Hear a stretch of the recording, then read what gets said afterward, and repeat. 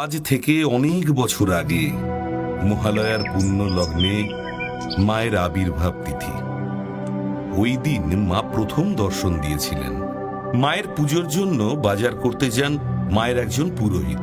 বাজার করতে গিয়ে পুরোহিত লক্ষ্য করেন একটি 5 বছরের ছোট্ট বাচ্চা মেয়ে গায়ে কালো রং মেখে, চোখে লাল রং মেখে পুরো মা কালীর মতো সেজে ভিক্ষা করছেন।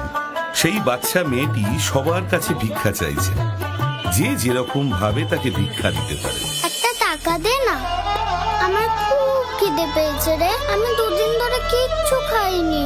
মা শ্যামসুন্দরীর যিনি পুরোহিত, তার কাছেও সেই বাচ্চা মেয়েটি ভিক্ষা চাইতে গেলেন এবং বললেন, কি হলো? একটা টাকা দে না। দূর,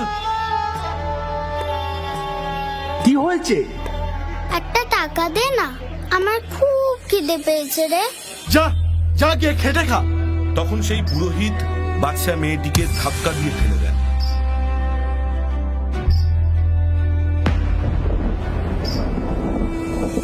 বাচ্চা মেয়েটি উঠে দাঁড়িয়ে বলেন, আরে বাপু, যদি কাজই পেতাম তাহলে কি আর তোর কাছে ভিক্ষা চাইতে আসতাম? এরপর বাচ্চাটিও চলে যায়। আর পুরোহিত তার পছন্দের মতো মায়ের ভোগ করার জন্য মিষ্টি, চাল, ডাল সবকিছু কিনে আনেন, অনেক বেশি বেশি করে।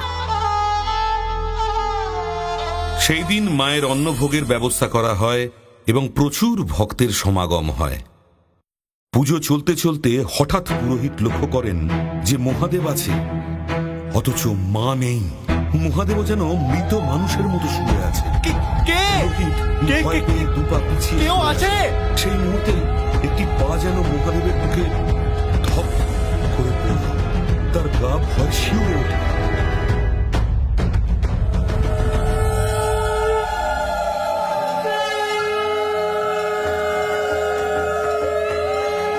চাল কলা খেতে দে, দিবি না আমার? আমি শুধু বড় লোকের মা নই রে, আমি গরিবেরও মা। তাই আজ থেকে তুই যতই আমার জন্য বিশেষ পুজো করিস না কেন, যদি কোনো ভক্ত 1 মুঠো আতপ চাল আর একটি পাকা কলা নিয়ে আমার কাছে নিবেদন করে, ওর